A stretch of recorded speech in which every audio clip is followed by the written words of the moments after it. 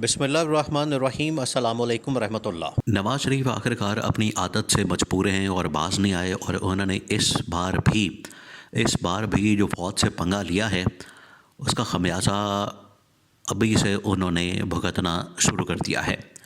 और पहला जो खमियाजा भुगतना पड़ेगा वो भुगतना पड़ेगा शहबाज शरीफ की शक्ल में, शहबाज शरीफ की हुकूमत की शक्ल में, कि उनके अपने भाई की जो हुकूमत है शहबाज शरीफ की, पहले तो उसकी गर्दन उड़ाई जाएगी। उसके बाद जो है बारी आनी है पंजाब हुकूमत की, फिर पंजाब हुकूमत की गर्दन उड़ाई जाएगी। तो उसके बाद अब क्योंकि नवाज शरीफ को इस बात का अंदाज़ा हो गया है कि मेरी तो सियासत हो गई हमेशा के लिए ख़त्म, मैं तो अब घर बैठ गया हूँ। और उसके अंदर जहाँ पर इस्टेब्लिशमेंट ने किरदार अदा किया, मैंने ख़ुद भी इस तरह के फ़ैसले किए, मेरी ख़ुद भी इस तरह की करतूतें थीं कि आवाम ने मुझे रिजेक्ट कर दिया। वहाँ पर मेरे बाकी जो थोड़ी बहुत कसर रह गई थी, जो आखिरी कील ठोका था, जो final nail in the coffin होता है, वो शहबाज शरीफ ने ठोक के पूरा कर दिया। शहबाज शरीफ ने वो हमला किया, वो वार किया जिसकी वजह से नवाज शरीफ की सियासत हमेशा के लिए ख़त्म हो गई। अब ये इंतहाई अहम मामला है, इसको आपने समझना है। देखिए, इमरान खान तो जिस तरीके से हाथ धो के इनके पीछे पड़ा हुआ था, आखिरकार इन्होंने किसी न किसी के नारे तो लगना था और वो लग गए। इनको अंदाज़ा नहीं अभी इस बात का कि इन्होंने पंगा किस शख्सियत से लिया। और ये वही नवाज शरीफ था। देखिए, नवाज शरीफ तो उस वक्त को कोसता होगा, नवाज शरीफ तो उस वक्त को ज़िम्मेदार ठहराता होगा। नवाज शरीफ ने खुद दावत दी थी कि इमरान खान को सियासत के अंदर आना चाहिए, इमरान खान को सियासत के अंदर हिस्सा लेना चाहिए, इमरान खान को पाकिस्तान की सियासत में कदम रखना चाहिए। ये वो फरमाइश या ये वो ख्वाहिश है जो कि नवाज शरीफ ने ख़ुद इमरान खान के मतलब कही। और नवाज शरीफ को नहीं अंदाज़ा था कि ये जो ख्वाहिश और ये जो फरमाइश है ये एक दिन आके मेरी सियासत का ख़ात्मा कर देगी। आज इमरान खान अडयाला जेल के अंदर मौजूद है, इमरान खान पाबंद सलासल है, इमरान खान कैदोबंद की सौबतें काट रहा है और उसके पीछे ज़्यादातर जो हाथ है वो शरीफ ख़ानदान का ही है। शरीफ ख़ानदान इंतकाम की आग में और बदले की आग में इस कदर आगे जा चुका है कि वो चाहते ही नहीं कि इमरान खान बाहर आए। और इन्होंने अब राना सनाउल्लाह के ज़रिए से जो बयानात दिलवाए हैं कि अगर इमरान खान बाहर आ गया तो ये छोड़ेगा नहीं, तो इससे बेहतर है कि इमरान खान को ना छोड़ा जाए। तो ये बातें साबित करती हैं कि शरीफ ख़ानदान किस हद तक इमरान खान से नफ़रत और दुश्मनी रखता है।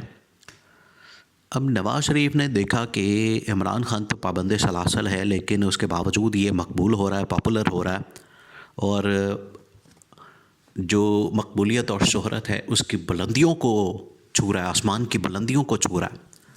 और मैं लंदन से आके इस मुल्क के अंदर अपनी अय्याशी की ज़िंदगी छोड़ के, अपना वहाँ पर घर बार छोड़ के, अपना सब कुछ छोड़ छाड़ के मैं यहाँ आया हूँ।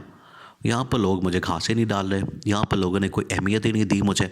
यहाँ पर लोगों ने अहमियत क्या देनी थी, लोगों ने तो उल्टा मुझे रिजेक्ट कर दिया 8 फरवरी 2024 को। उसके बाद नवाज शरीफ जो है वो गुमसुम सा हो गया, नवाज शरीफ को चुप लग गई है, नवाज शरीफ ने खामोशी का रोज़ा रख लिया है। नवाज शरीफ जो है वो बिल्कुल एक गवाची गां की तरह बन गया है और कभी किसी मीटिंग में बैठा होगा तो चुप करके बैठा होगा, गुमसुम अपने ख्वाबों के अंदर गुम हो गया। लगता है ये जो सदमा पहुंचा ये दिमाग को लग गया। उसकी वजह से नवाज शरीफ ये समझता है कि दो लोग हैं जिन्होंने मेरी हुकूमत का या मुझे इस नहज पर पहुंचाया है और मेरी हुकूमत का ख़ात्मा किया। एक तो इस्टेब्लिशमेंट और दूसरा वो समझता है कि शहबाज शरीफ। अब शहबाज शरीफ से बदला लेने के लिए उसने इस्टेब्लिशमेंट के ऊपर हमला करवा दिया कि इस्टेब्लिशमेंट जब रिएक्ट करेगी तो वो शहबाज शरीफ के ऊपर रिएक्ट करेगी। लेकिन नवाज शरीफ को इस बात का अंदाज़ा नहीं कि वो आखिरकार मरीम नवाज़ के ऊपर भी ये रिएक्शन आएगा, पंजाब गवर्नमेंट के ऊपर भी रिएक्शन आएगा। और पंजाब गवर्नमेंट की परफॉर्मेंस के बारे में तो पहले ही इस वक्त इस्टेब्लिशमेंट अपनी बात कर चुकी है कि हम पंजाब गवर्नमेंट से इस वक्त खुश नहीं। और जहाँ तक बात है वफाकी हुकूमत की या शहबाज शरीफ की, उससे भी खुश नहीं। लेकिन पंजाब तो मरीम नवाज़ के हाथ में है, लेकिन वफाक जो है उन्होंने ख़ुद अपने हाथ में रखा हुआ है। वफाक वो सारा का सारा ख़ुद चला रहे हैं, इस्टेब्लिशमेंट के लोग। उन्होंने अपनी मर्ज़ी के लोग वहाँ पर काबीना के अंदर बैठाए हुए हैं। अहम तरीन मिनिस्ट्रियाँ और अहम तरीन वजारतें उन्होंने अपने लोगों को दी हुई हैं। वहाँ पर नून लीग और जो शरीफ ख़ानदान है या पीपल्स पार्टी या जरदारी ख़ानदान है, उनका नाम निशान दूर दूर तक नहीं है।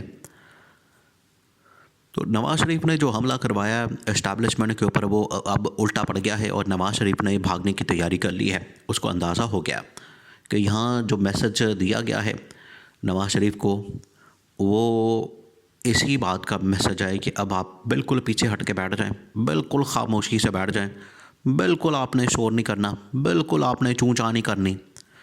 एक दफ़ा इस दौरान कोई हफ़्ता 10 दिन पहले एक पंजाब के इजलास के अंदर मरीम नवाज़ के साथ बैठे हुए नज़र भी आए। हालांकि बुलाया तो इसको गया था कि यहाँ पर कुर्सी पर बिठाना है, ये कुर्सी पर लाना है, वज़ारत उज़्मा की, वज़ीर आज़म की कुर्सी पर लाना है इसको, नवाज़ शरीफ को। और आया किस पर है? ये पंजाब के जो आटे के तोड़े हैं उसके ऊपर आ गया है। ये हालत हुई है। इतना ज़लील भी कोई इंसान हो सकता है? जलालत की अगर आपने कोई शक्ल देखनी है, तस्वीर देखनी है, तो वो नवाज़ शरीफ की देख लें। अब नवाज़ शरीफ यहाँ से भागने की तैयारी कर रहा, मुल्क छोड़ने की तैयारी कर रहा, और उसको अंदाज़ा हो गया कि पाकिस्तान के अंदर रहना अब उसके लिए महाल है, पाकिस्तान के अंदर रहना उसके लिए बड़ा मुश्किल हो गया है। और फिर उसके बाद जो इस्टेब्लिशमेंट के अंदर लोग हैं जिन्होंने नवाज़ शरीफ के साथ बराह रास्त काम किया है, जिसके अंदर साबिक़ आर्मी चीफ जनरल राहील शरीफ भी शामिल हैं, फिर जनरल आसिफ गफूर ने बराह रास्त काम किया है। और उन दिनों में जब नवाज़ शरीफ एक इस्टेब्लिशमेंट के ऊपर साजिश कर चुका था डॉन लीग्स की, उन दिनों में जनरल आसिफ गफूर पाकिस्तानी फ़ौज के DGI-SPR थे।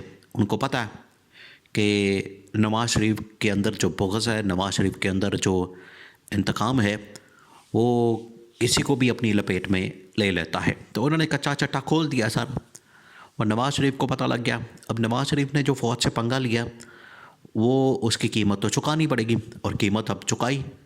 नवाज़ शरीफ ने जिस तरह से पहले भी इस्टेब्लिशमेंट के ऊपर हमला किया और उसके बाद भी नवाज़ शरीफ ने उसकी कीमत चुकाई, और आज तक नवाज़ शरीफ उसकी कीमत चुका रहा है। अब नवाज़ शरीफ मुल्क से भागने की तैयारी कर चुका है, लेकिन पीछे से मरीम नवाज़ की गवर्नमेंट का भी खात्मा हो जाना है, और शहबाज शरीफ को उतनी देर तक चलाया जाएगा जितनी देर तक शहबाज शरीफ यस सर कहता रहता है। जितनी देर तक वो कहता रहेगा जी हुजूर यस सर, उतनी देर तक वो वज़ारत उस्मा के ओहदे पर कायम रहेगा। जैसे ही उसने हल्की सी चूँ चाँ की, तो उसी दिन ही शहबाज शरीफ को भी इस मुल्क से भगा दिया जाएगा।